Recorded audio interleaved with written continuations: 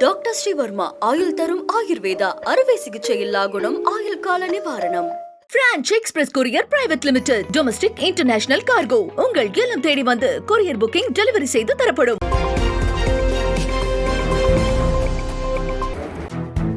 அதிமுக பாஜக கூட்டணியை மத்திய உள்துறை அமைச்சர் அமித்ஷா இன்று உறுதி செய்துள்ளார். பாஜகவுடன் கூட்டணி வைக்க வேண்டும் என்றால் அண்ணாமலையை தலைவர் பதவியில் இருந்து மாற்ற வேண்டும் என இபிஎஸ் கோரிக்கை வைத்ததாக கூறப்பட்டது. இந்த நிலையில் தமிழக பாஜகவின் தலைவர் பதவியில் இருந்து அண்ணாமலை நீக்கப்பட்டு நயினார் நாகேந்திரனுக்கு அந்த பதவி வழங்கப்பட்டுள்ளது. இதனைத் தொடர்ந்து அமித்ஷாவை இபிஎஸ் சந்தித்தார். அவருடன் அதிமுக மூத்த நிர்வாகிகள் சந்தித்து பேசினர். இதனைத் தொடர்ந்து இபிஎஸ் அமித்ஷா இணைந்து செய்தியாளர்களை சந்தித்தனர். அப்போது அதிமுக பாஜக கூட்டணியை அமித்ஷா உறுதி செய்தார்.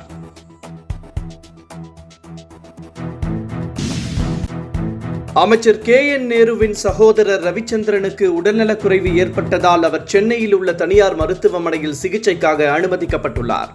KN நேரு, அவரது மகன் அருண் மற்றும் சகோதரர்கள் தொடர்புடைய இடங்களில் அமலாக்கத்துறை சோதனை நடத்தியது. அமைச்சர் வீட்டில் மட்டும் 10 மணி நேரம் அமலாக்கத்துறை அதிகாரிகள் சோதனை நடத்தினர்.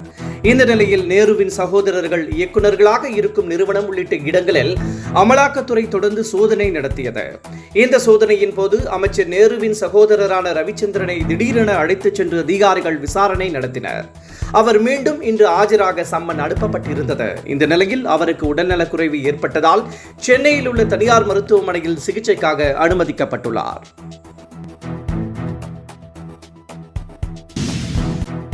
தமிழக பாஜகவின் புதிய தலைவராக நயினார் நாகேந்திரன் ஒருமனதாக தேர்வு செய்யப்பட உள்ளார்.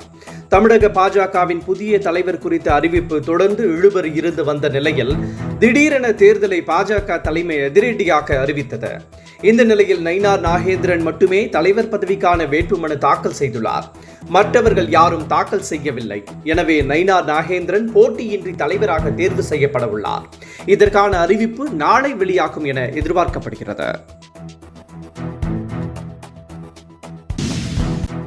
தமிழக பாஜக தலைவராக தேர்வாகியுள்ள நயினார் நாகேந்திரன் நெல்லை மாவட்டம் பாணங்குடியில் கடந்த 1960ஆம் ஆண்டு பிறந்தவர். அதிமுகவின் பல்வேறு அமைப்புகளில் முக்கிய பொறுப்பில் இருந்த நயினார் நாகேந்திரன் மின்சாரம், தொழில் உள்ளிட்ட துறைகளுக்கு அமைச்சராகவும் பதவி வகித்துள்ளார்.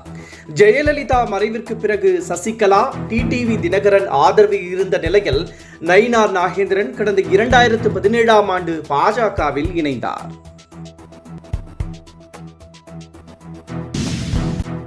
தமிழக பாஜக தலைவராக நயினார் நாகேந்திரன் போட்டியின்றி தேர்வு செய்யப்பட்டுள்ள நிலையில் சென்னை கமலாலயத்தில் இருந்த அண்ணாமலையின் பெயர் பலகை அழிக்கப்பட்டுள்ளது. சென்னையில் உள்ள தமிழக பாஜக தலைமையகமான கமலாலயத்தில் வைக்கப்பட்டிருந்த அண்ணாமலையின் பெயர் பலகையில் தலைவர் என குறிப்பிட்டிருந்த நிலையில் மார்க்கர் பேனாவால் அழிக்கப்பட்டுள்ளது. இதனிடையே நயினார் நாகேந்திரன் மனு தாக்கல் செய்ய வந்த போது அவருடன் அண்ணாமலையும் முருகனும் வந்திருந்தனர். அப்போது அண்ணாமலைக்கு ஆதரவாக சிலர் முழக்கமிட்டதால் பரபரப்பு நிலவியது.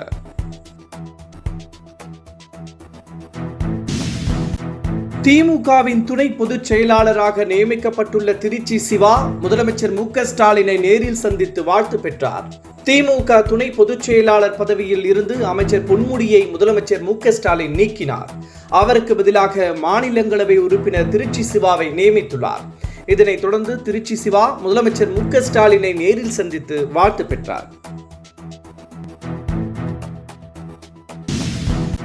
தொகுதி மறுசீரமைப்பு நடவடிக்கையில் தமிழகத்திற்கு தொகுதிகள் குறையாது என கூறும் அமித்ஷா, வட மாநிலங்களுக்கு தொகுதிகள் உயராது என ஏன் சொல்லவில்லை என அமைச்சர் ரகுபதி கேள்வி எழுப்பியுள்ளார். பாஜக அரசு தமிழகத்தை தொடர்ந்து வஞ்சித்து வருவதாக குற்றம் சாட்டியுள்ள அமைச்சர் ரகுபதி, வட மாநிலங்களுக்கு நிதியை அள்ளி கொடுக்கும் மத்திய அரசு தமிழ்நாட்டிற்கு எந்த நிதியும் வழங்குவதில்லை என்றும் சாடினார். திமுக கூட்டணியை உடைக்க நினைப்பவர்கள் அதில் வெற்றி பெற முடியாது என்றும் அவர்கள்தான் உடைந்து போவார்கள் என்றும் அமைச்சர் ரகுபதி காட்டமாக தெரிவித்தார். தமிழ்நாட்டில் மீன்பிடி தடைக்காலம் ஏப்ரல் 15ஆம் தேதி முதல் அமலுக்கு வரவுள்ள நிலையில் வரும் 14ஆம் தேதி இரவு 12 மணிக்குள் மீனவர்கள் கரை திரும்ப வேண்டும் என அரசு அறிவுறுத்தியுள்ளது. ஏப்ரல், மே, ஜூன் மாதங்களில் மீன்களின் இனப்பெருக்க காலம் என்பதால் அந்த மாதங்களில் ஆழ்கடலில் மீன்பிடிப்பதற்கு தடை விதிக்கப்படுகிறது. இந்த வருடாந்திர தடை வரும் 15ஆம் தேதி முதல் அமலுக்கு வரவுள்ளது. 2 மாதங்கள் தடை அமலில் இருக்கும். இந்த நிலையில் கடலுக்கு செல்லும் மீனவர்கள் வரும் 14ஆம் தேதி இரவு 12 மணிக்குள் கரை திரும்ப வேண்டும் என அறிவுறுத்தப்பட்டுள்ளது.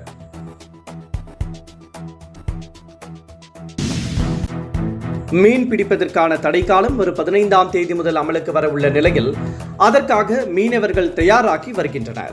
இந்த காலங்களில் வலை மற்றும் படகுகளை புனரமைக்கும் பணியில் அவர்கள் ஈடுபடுவார்கள். சுமார் 20,000 விசைப்படகுகள் கரை நிறுத்தப்படுவதால் அவர்களது வாழ்வாதாரத்திற்காக மாதம் 8,000 ரூபாயை தமிழக அரசு வழங்க உள்ளது.